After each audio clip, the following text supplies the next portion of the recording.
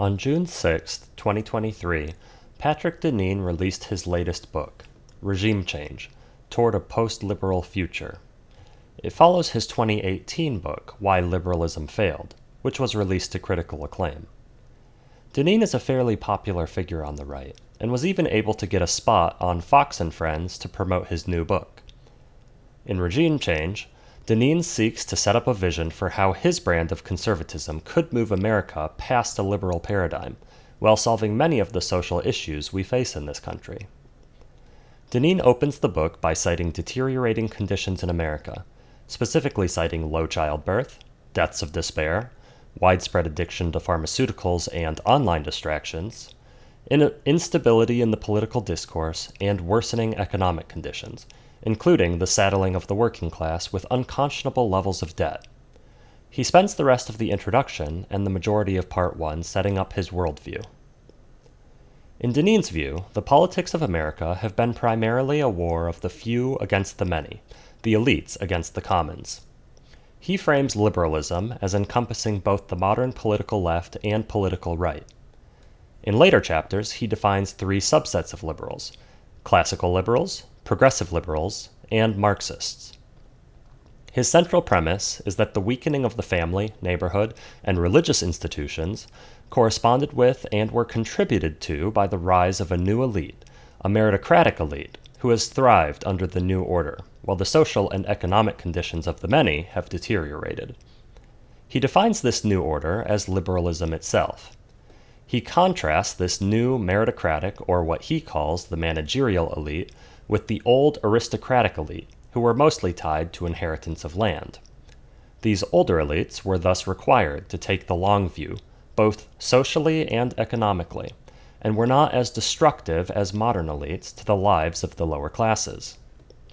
He frames liberalism in all its forms as being a struggle for the primacy of progress. Where classical liberalism, according to Deneen, is a battle for ever greater economic freedoms through an ever freer and more expansive market, progressive liberalism is a battle for ever greater personal freedom, in opposition to the conservative instincts of the many. He conveniently omits Marxism here, though he includes it as a third variety of liberalism later. He classifies modern elites as arising from four aspects that distinguish them from pre-modern elites. 1. They're managerial, possessing a certain set of fungible skills. 2. They're fiercely opposed to the principle of hierarchy and the inheritance of status. 3. They use power not in a traditional manner, but through identity politics, in which traditional beliefs are suppressed by claiming harm towards some victim class. 4. Their main locus of control is not through exercise of government power, but through private and semi-private entities such as corporations, universities, media, and artistic entities such as Hollywood. However, rather than using these characteristics to define the elites for the rest of the book, he immediately jumps into the work of James Burnham and redefines elites as being a small subsection of upwardly mobile professionals in the laptop class. Basically, anyone who manages to reach a lever of power at a large corporation or other institution. Imagine policy writers at Facebook, diversity hiring managers at BlackRock, upwardly mobile scientists, data managers, economists, or any other working professional who can influence the direction of the institution they're part of. His definition explicitly excludes those in government. In contrast to all forms of liberalism, he frames conservatism from its inception as having been the movement of the common people, or demos, in opposition to liberalism, which has instituted his new power elites. Chapter 4 is a bit of an interlude where he frames liberalism as being the movement of the experts, while his conservatism is the movement of the many, and the accumulated cultural wisdom they represent through their traditions and culture. Deneen raises a good point from Aristotle that users, not experts, often have the better idea for the quality of a thing. Later in the book, Deneen rails against meritocracy. He believes that meritocratic divisions are a hallmark of liberalism, not nature, and that under his common good conservatism that those with interest, talent, and ability to achieve would use those talents for the good of the whole, rather than to benefit themselves. He cites Corinthians from the Bible to bolster this opinion, neglecting the fact that the verse in question refers to the body of Christ, not the nation. He also believes that the true essence of America is closer to John Winthrop's Puritanism than Jefferson's fierce individualism, though he still claims Jefferson as an early conservative due to his pro-democracy stance.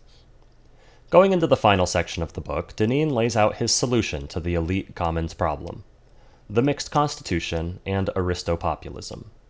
The aristo in aristopopulus is not from Aristotle, but from aristocrat, making it aristocratic populism. Catchy names, admittedly, but do they have substance? The mixed constitution is the ancient idea from the Greek historian Polybius that instead of choosing a simple constitution, that is monarchy, oligarchy, or democracy, that you can form a constitution that mixes elements of all the basic forms of government: monarchy in the form of an executive branch, oligarchy in the form of a senate, and democracy in the form of a popular assembly. Polybius believed that in such a system that the corrupting influence of each type of simple constitution is alleviated by this mixing. As you may have noted from my terminology, this already describes the American system. What Deneen seems to be interested in is not so much a political treatise of the ins and outs of different forms of representative democracy, but the larger idea of class mixing as it applies to the populace itself and his elite commons dichotomy. Specifically, what Deneen calls his common good conservatism seeks to mix the elites with the many, bringing them into social and economic contact, and thus blurring the lines between elite and demos altogether. His goal in doing so is to enhance the virtues each class is predisposed for, while minimizing each class's vices. He also wants a spirit of solidarity to stand as the price of admission to becoming an elite, so that class antagonism, at least from elite towards demos, is not possible. Finally, Deneen aims to break down the disintegration he associates with liberalism in favor of a new integration: integration between the elites and the commons, integration between the governed and governors, and integration of church and state. What are his suggestions to this effect? Most of his suggestions are top-down, a sort of thought experiment in how Patrick Deneen would restructure society if he were given dictatorial powers for a year. Deneen advocates for, quote, using Machiavellian means to achieve Aristotelian ends, or the wielding of purest raw political force to achieve ideological conformance in the elites. There's no 20-point plan here for regime change, just an assumption that Deneen School conservatives already hold all public offices in the land. Starting with broad economic policy, he wants to use federal mandate to promote, quote, the national distribution of productive work, the expectation of a family-supportive wage for at least one member of a family, and the redistribution of social capital. This national distribution would include, quote, simply mandating domestic manufacturing in key sectors to bolster national security. He considers this approach of, quote, simply mandating manufacturing to be more effective at improving international competitiveness than tariffs. One central suggestion Deneen makes is to break up monopolistic organizations, but he expands this to mean the severe governmental censure of any institution that wields economic or cultural power against a sovereign district. His prime example of this situation is from Indiana, where Salesforce and other corporations strong-armed the state to nullify their Religious Freedoms Bill after a well-publicized case of a religious bakery refusing to bake a cake for a gay wedding. Some of Deneen's ideas center around the changing the structure of government. He would like to increase the number of representatives in the House and move from primaries towards caucuses, both with the aim of increasing the importance of local issues on the federal stage, and of reducing the leverage of national advertisers and other large-moneyed interests. One idea that he claims came from early populists is the idea of a state representation, which he would achieve presumably by forcing the federal agencies to have representation of farmers, businessmen, doctors, and many other professions from all social classes. This would theoretically prevent a monopoly of Ivy League-educated specialists over government agencies, and could add broad knowledge and wisdom of the demos who are most affected by government policy, rather than a myopic governance by experts operating within a false consensus based only on theories. Deneen would like to break up Washington, D.C. itself, treating the federal government like a monopoly that must be distributed across the country. He theorizes that this would force policymakers to mingle with people from walks of life other than the privileged elites that presently reside mostly in super zips in the capital. One suggestion Deneen makes multiple times is the forcible redistribution of productive jobs away from the large cities and towards the countryside. This would be in service to his all-important mixing. He wants to reduce immigration in order to limit wage deflation due to an oversupply of labor, but he wants to target exclusively those who employ illegal immigrants. His immigration policy would focus on the high-profile arrest and prosecution of those who employ illegal immigrants. He says, quote, "This will have a greater impact than any wall is likely to have." Mandating public morality is a centerpiece of this work. Deneen views the transgression of morals in media, whether involving drugs, sexuality, or mockery of religion, to be little more than sophomoric experimentation from the upper classes, but matters of life and death for the lower classes. He sees liberalism as a deliberate attempt to destroy the lives of working-class people by lionizing degenerate acts in media. He advocates banning pornography, and is in favor of public policy to promote morals in media. Deneen strongly wants to remove separation between church and state, and make prayer a part of public life. To foster family creation, he suggests a Hungary-style family czar that would provide paid leave, financial incentives, and even relief from all future income taxes for families who have a sufficient number of children. He also wants to prioritize families with children for housing support and other benefits. Deneen has a large section of his book dedicated to racism. I won't discuss it here because it's largely besides his central thesis, and boils down to the idea that the lower classes of different races are more alike than they are different, and so policies shouldn't focus on race, despite, according to him, needing to address a long history of systemic racism. Deneen has a particular focus on academia. He wants to use both the carrot and stick approach, increasing public university funding while penalizing schools that don't advance his idea of social mixing, with taxes to endowments and threats to federal funding. Some of the policies he wants to strong-arm universities into pursuing are opening satellite locations in less prosperous areas, assuming direct responsibility for the indebtedness of graduates, adding proponents of his mixed constitution to boards of trustees, adding required vocational training to all degrees, and forgiving student loans for students who pursue degrees outside of high-powered professions such as finance, business, or law. But at the same time as he proposes increasing college funding, he explicitly states that he wants the overall influences of colleges to decrease, and advocates for ending the era of the 4-year college degree being synonymous with educational success. One civil suggestion he makes is to institute a military service requirement for all Americans. In Deneen's view, this would force the elite's children to mingle with the lower classes' children, and also to make the elites more cautious to start unnecessary wars. He suggests this could be a bargain of payment for a year's service to the nation in exchange for receiving the benefit of any social program, such as health care or student loan forgiveness. His closing arguments are that every person should have dignity and the ability to live a flourishing life, that government should not provide simply the freedom to have a good life, but should encourage citizens to follow that life, and that the democratization of prayer would allow a spiritual character to permeate society, helping to ennoble the elites and commoners alike. Hopefully that very in-depth look at regime change gives you a very good feel for the arguments contained therein. I'll now go into my thoughts on the book. First, I'll start with the things about the book that I liked, since there are very few of them. For one, I liked his breakdown of the old versus the new elites. According to Deneen, the old elites were the aristoi, those who were tied to the land and so necessarily viewed their interests as aligned with their ancestors' interests, and also aligned with their descendants' interests. This results in classic conservative thinking.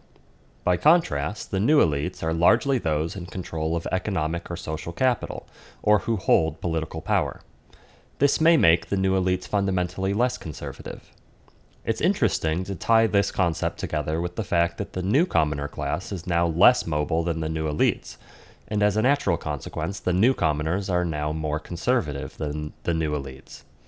This doesn't have any special meaning, I just think it's a neat symmetry. One good point he makes that comes from Aristotle is that the user sometimes has more knowledge about the way in which things should be used than those who create it. A pilot can judge a rudder better than a carpenter. The homeowner can judge the home better than the home builder. And the many can judge the quality of a policy that affects them better than the policymaker. I also agree completely with his aim to revive a new moralism, though I differ strongly on his method for achieving this. I believe that a great many of the issues we see in society are as a result of a degraded culture that focuses only on the self and on material pleasures, but I believe the culture should be attacked directly at the level of culture. I also agree that the founding principles of America were built on a base of Christian morality, of caring for the poor and solidarity for those less fortunate. Finally, I do agree with Deneen on his suggestions about encouraging people to have families. I believe the family is the most fundamental unit of society, not the individual. I also think that families give people meaning and purpose, and I'm in favor of any policies or arguments that successfully encourage people to get married and form strong family units. Now then, on to the parts of the book that I deeply disagree with. First, I'll go over his framing. Deneen's framing of the history of liberalism is quite simplistic. For starters, he fails to distinguish between the French and English versions of liberalism. French liberalism was based on Rousseau, who directly rejected governance by non-elected elites and private property as illegitimate, and whose philosophy served as the basis for the French Revolution and later Marxism, then later still the ever-increasing rejection of boundaries imposed by tradition, society, biology, and even reality itself. French liberalism is the philosophical ancestor of the modern progressive liberal. English liberalism, on the other hand, was formulated by Locke before laying relatively unread until the American Revolution. That tradition celebrates property and is the philosophical ancestor of the modern libertarian. While the rallying phrase of the French Revolution was liberty, equality, fraternity, Locke's declaration was that all people have the right to life, liberty, and property. These two philosophical strains are mixed and mingled in Deneen's telling, and although he distinguishes between classical and progressive liberals out of necessity, he treats Locke as the ideological progenitor to the modern progressive liberal, to the modern libertarian, to the evangelicon, neocon, and warhawk alike. He denies the obvious fact that modern Republicans of many stripes are very fond of tradition. Because Deneen classes liberalism as being the primarily pro-elite movement obsessed with freedom, there's no room in his framing to acknowledge that Marxism, as an anti-elite movement, grew out of materialism and shares many of the same roots as modern liberalism, in the form of Rousseau's attack on private property, the idea that men are born free but that the structure of society itself oppresses and debases them, or the implicit assumption that human nature is malleable and that we can rewrite society from abstract principles to create any kind of society we desire. He states that liberals differ not over the ends, but over the means. I may agree that most liberalist ideologies are utopian in nature, but an anarcho-capitalist libertarian is envisioning a very different utopia than a hard Marxist or a woke corporatist. Deneen also believes that tyranny is the ultimate goal of liberalism. I disagree with that as well. I certainly don't think Rousseau or any of the later liberalist philosophers aimed to create a tyranny, but rather that tyranny was the unintended consequence of depriving man of his societal duties and attempting to elevate him beyond his station as a mere man. Deneen claims that classical liberals are elitists who fear democracy, believing the demos to be base, uneducated, and dangerous to the future of the elites if given power. He justifies this belief by citing libertarian philosopher Jason Brennan and his 2016 book Against Democracy. This seems to be rejecting Burke's view, as the classical liberals of the French Revolution were explicitly against the landed aristocracy, and designed their revolution to take power away from the elites and distribute it to a single legislative body representing all the people of the country.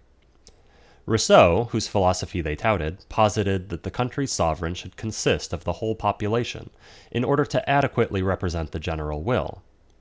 Federalist John Adams very rightly critiques this viewpoint when he says, "It is easily understood how all authority may be collected into one center in a despot or monarch, but how it can be done when the center is to be the nation is more difficult to comprehend." However, in Deneen's view, John Adams is a liberal by default, and the anti-federalist Jefferson is the conservative, despite being one of the most radically abstract thinkers and Lockeans of the Founding Fathers. Deneen tars libertarianism especially as a movement of the elites, citing corporate tax cuts and deregulation that help the largest corporations, and thus fails to distinguish between libertarianism and corporatism. In fact, Deneen has an antipathy towards any kind of deregulation. It's ironic that he thinks that Jefferson and Madison were the true conservatives of the era, since they were the most Lockean freedom dealers among the Founding Fathers. If he were to correctly identify the Federalists as the conservatives of the era, he could have made some sort of argument towards a large government being a conservative position, but even that would fail to acknowledge that the size and scope of government at that point in time was but the tiniest fraction of what it is today. The libertarian impulse towards reducing the size and power of government is completely appropriate alongside a conservative movement in an era of radical and unprecedented governmental overreach. Much of the policy that is suffocating the middle class is bureaucracy-inflicted, including corporatist policies, unreasonable tax and debt burden, falling purchasing power from inflation, reduced competitiveness due to the mass export of capital, and import of unskilled immigrant labor in an uncontrolled manner. But Deneen doesn't agree that the scale and power of government is a problem, only that the people who are running it are. Deneen's description of conservatism is as a response to changing economic conditions, and as opposed to the newly born merchant class in Britain. This is simply not true. Burke has a quote from Reflections on the Revolution in France, where he argues that placing common clerks and money handlers into the highest legislative body in the land is a recipe for disaster. Deneen misrepresents Burke's quote as relating to the foibles of capitalism, and as being against the rise of the merchant class in 18th century Britain. This particular example is so egregious, I can only assume that he is intentionally misrepresenting Burke. Deneen claims that conservatism started as an anti-elite movement, and that true conservatism has maintained an anti-elite stance throughout history. He tries to claim the anti-federalists as conservatives precisely because they were pro-democracy, and believed that the many could adequately decide the path for the country. This is probably the clearest case of Deneen's narrative taking precedence over reality. Conservatism is a defense of tradition. The conservative believes that the combined wisdom of hundreds of generations is greater than one's own wisdom or ability to discern society's best form. Conservatism, at its core, is a love for the real over the ideal. It's a love of the natural over the contrived. It's a love of slow and careful change over a radical conflagration. And it's the love of the sublime over the mundane. Burke, the father of modern conservatism, took issue with the French Revolution precisely because it threw out all French traditions of governance, and attempted to replace them with abstract ideals about rights and liberty, while throwing out concepts like honor and duty that keep human nature in check. The terrors followed. Jefferson and Madison were heavily influenced by liberal thinkers such as Locke, Thomas Paine, and Rousseau. It was the conservative Federalists that kept the idealistic tendencies of Jefferson and Madison in check. John Adams details perhaps more than 100 forms of republic or democracy, both local and state, both modern and ancient, and influenced the founders in so doing that a government with 3 branches and a bicameral legislature had worked best throughout history. Unlike in Deneen's worldview, the defense of commoners was not the primary aim of conservatism, but was a happy result of it. By maintaining existing bulwarks of elite power, we are ensuring that those elites don't have to subvert institutions to gain power. I'll say it simply. Deneen's common good conservatism is not conservatism. He's invented a hodgepodge of top-down authoritarian policies to turn America into a theocratic, Catholic, integralist state that he hopes will successfully change the culture based on top-down mandate. He's justified this position based on a handful of cherry-picked quotes from philosophers, including one pre-independence Puritan governor, Thomas Jefferson, Alexander Hamilton, the critique of democracy by a French philosopher, and Benjamin Disraeli, all while ignoring or intentionally misrepresenting the massive current of conservative thought outlined in excruciating detail by Russell Kirk, among others. In addition, Deneen's conservatism is amusingly Trump-adjacent, despite the fact that Deneen hates Trump himself. Deneen is concerned about reducing immigration, but believes that building a wall is stupid. He wants to focus on family and tradition, but thinks that Trump's child tax credit didn't go far enough. He wants to enforce a strong manufacturing base for national security, but eschews nationalism and tariffs, loves populism but hates the populist. Many such cases. Deneen dedicates most of the book to framing various topics as either conservative or liberal, often when such a distinction is unnecessary. As an example, he tars nationalism with the label of progressivism, largely on the basis that it was associated with the progressive era of politics. Never mind the fact that the so-called progressives of the progressive era were actually more similar to his imagined Aristopopulists than most movements throughout history. For example, they sought to build class solidarity, bust monopolies, and build a new morality for the nation. Another example of Deneen framing something that doesn't need framing is when he argues that immorality is inherently a class issue.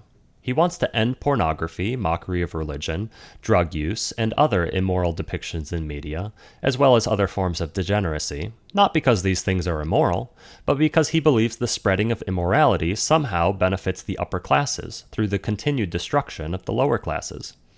I believe this is a weak argument, and I think these things can and should be argued against, because they degrade the moral fabric of society and debase us as a people, not because of some imagined class war. As I mentioned earlier, Deneen quickly lays out and then discards a 4-point definition of the new power elites, to replace it with the definition of being a small subsection of upwardly mobile professional members of the laptop class. Basically, anyone who manages to reach a lever of power at a large corporation or other institution. His definition explicitly excludes members of government, perhaps because all of his policies are written from the perspective of a fully Deneen-style government, using federal mandate to wrestle power back from corporations and Hollywood back into the government. This new definition self-evidently overlaps very significantly with the middle class, to the extent that all of his policies target a broad demographic rather than the elites among elites, or the true 1% in his framing. My major problem with this is that what he's really talking about is affecting the culture, but his way of doing that would be through federal mandate. I don't believe this is possible for the simple reason that politicians, before they were politicians, were raised in society. If the culture is rotten, I believe politicians will be a distillation of that rottenness, and will be unable to rise above the level of society. One example of this top-down approach is his suggestion to redistribute productive jobs away from the large cities and towards the countryside. He doesn't make clear exactly how he would accomplish this. Since company owners are the only ones who get to control where their jobs end up, perhaps he intends to simply mandate that a company owner move across state or have his life's work seized. Or perhaps he intends to form sprawling government agencies to provide jobs for all. He simply doesn't say. I have to mention Deneen's idea of trying to use student debt forgiveness to promote certain behaviors. For instance, to influence students to study certain majors, or as rewards for military service. I won't push my opinion too hard here, but it seems like simple bribing of the electorate to me. One can imagine increasingly expensive and insane bribes that politicians could think up in exchange for desired behaviors. Why stop at loan forgiveness? Why not UBI? Why only positive reinforcement? Why not deny people medical insurance if they exhibit wrongthink? Deneen seems confident that whatever unintended consequences come up as a result of his radical changes, Deneen-style conservatives could mandate their way out of it. I would also like to mention that Deneen has fully bought into collective grievance politics in linguistic form. He simply rejects the proposed solution of critical race theorists because they come from a liberal mindset. He feels that the black community has justified grievances from racial inequality committed in the past that needs to be redressed. He just thinks he has a better solution to redress those grievances than other politicians. I mentioned that Deneen rails against meritocracy. I strongly disagree with his premise that meritocratic divisions are a hallmark of liberalism. In fact, meritocracy seems to be a fact of nature. The animal that is in some way the most capable, whether through genetics, concerted effort, or persistence, invariably wins. I disagree with him using a verse from Corinthians to refer to American society, when it was clearly referencing the body of Christ, that is, the church. Deneen would subvert the interest, talent, and ability to achieve for the good of the whole. There's a thread of anti-capitalist and anti-freedom thought that runs through all his writing, but stops just short of suggesting a full-on authoritarian revolution. In reference to the book title, perhaps he thinks the regime will change itself. Nonetheless, Burke had this to say: "Believe me, sir, those who attempt to level never equalize. In all societies, consisting of various descriptions of citizens, some description must be uppermost. The levelers, therefore, only change and pervert the natural order of things. They load the edifice of society by setting up in the air what the solidity of the structure requires to be on the ground." Deneen would rather hearken back to the Puritan governor John Winthrop's conception of civil liberty. Quote, "This liberty is the proper end and object of authority, and cannot subsist without it. And it is a liberty to that only which is good, just, and honest." However, if you reject the popular conception of liberty in favor of this definition, and if you form federal policy based on that, you can only expect to lose all liberty in the future when your political opponents hold power and redefine that which is good, just, and honest. In this way, Deneen's regime fully requires Deneen to hold power forever in order for his political system to work. Coming back to the very opening of the book, would the Deneenocracy solve his stated problems of low childbirth, deaths of despair, widespread addiction to pharmaceuticals and online distractions, instability in the public discourse, and worsening economic conditions, including the saddling of the working class with unconscionable levels of debt? I find it possible that it would work for a time. Many of his suggestions are all right. The larger issue for me is that his preferred government depends on micromanagement by a universal dictator to mandate religion and morality, determine what anti-commoner acts require federal action, which industries must have mandated work created, which companies should be required to move their jobs out of the cities, and which universities acted in an anti-commoner way, and so must have their funding cut. In essence, Deneen's approach seems to me to resemble nothing quite so much as modern China. You will have freedom in name, but only to do that which the regime determines is acceptable, and in keeping with current regime goals. This brings us to my final point. Deneen, self-admittedly, is opposed to unchecked liberty because he believes it is insufficient. He believes that having the freedom to lead a flourishing life is insufficient if the people choose not to. He sees this as a failure of government by not providing enough motive for them to form families and do moral good. Using prayer as an example, he proposes instituting national policy to encourage and, quote, democratize prayer. I have two quotes I would like to leave you with. The first is from John Adams, noted conservative, federalist, and framer of the Constitution. Quote, "Our Constitution was made only for a moral and religious people. It is wholly inadequate to the government of any other." In other words, morality and virtue are the bedrock on which our republic sits, and appealing to the common morality in a country that has slipped into immoral ways can only lead to disaster. There's another idea contained in there that culture comes before politics, but I'll argue that point in another video. The final quote is from Burke, that great father of conservatism, and I will leave it untempered. "It is better to cherish virtue and humanity by leaving much to free will, even with some loss to the object, than to attempt to make men mere machines and instruments of a political benevolence. The world on the whole will gain by liberty, without which virtue cannot exist."